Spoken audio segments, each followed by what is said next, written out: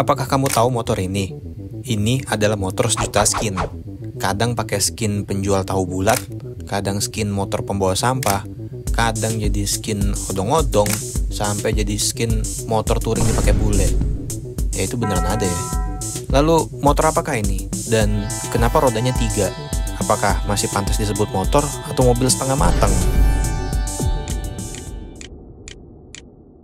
Kalau kalian sering keluar rumah, pasti nemu aja motor roda 3 ini.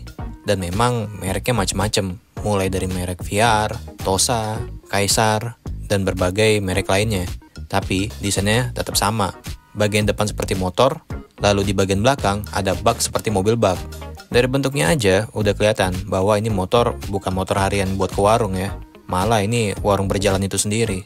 Ini adalah motor tricycle, yang artinya motor roda 3. Motor ini memang didesain untuk motor utilitas atau motor memang buat mencari uang.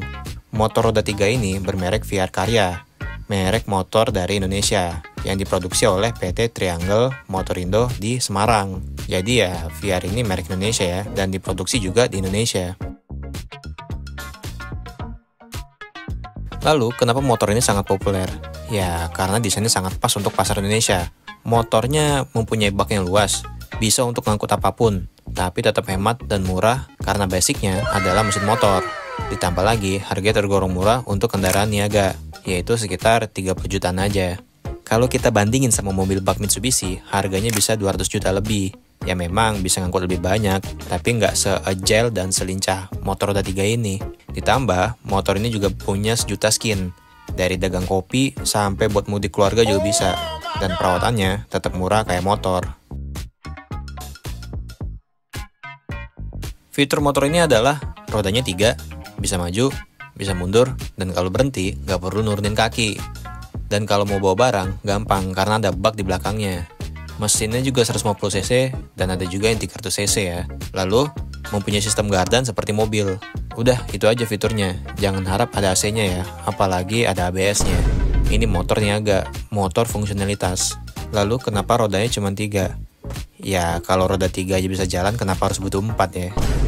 Dan balik lagi, kendaraan ini basicnya motor, lalu ditambah bak di belakangnya. Jadi memang kendaraan ini mengincar kelincahan dan ukurannya juga nggak sebesar mobil.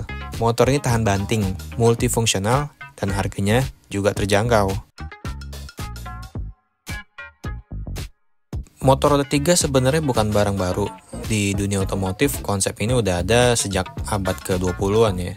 Tapi di Indonesia, motor roda 3 mulai diproduksi dan mulai populer di tahun 90-an, waktu ekonomi rakyat kecil lagi naik turun.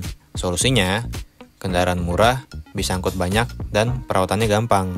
Lalu, jadilah motor roda 3, dan beberapa brand besar juga memproduksi seperti VR, Tosa, Kaisar, dan sebagainya. Ini adalah motor perjuangan. Motor roda 3 itu bukan cuma kendaraan, tapi alat perjuangan juga. Kalau motor metik itu buat gaya, motor roda 3 itu buat bertahan hidup. Dan justru karena itu, motor ini punya tempat spesial di hati banyak orang. Mau kamu pedagang keliling, tukang galon, atau petani di desa, motor roda 3 selalu punya solusi. Jadi jangan anggap remeh nih si motor sejuta skin ini. Karena mungkin aja ini adalah kendaraan paling underrated di Indonesia. Gimana menurut kamu? Apakah motor roda 3 masih relevan di zaman sekarang? Tulis di kolom komentar.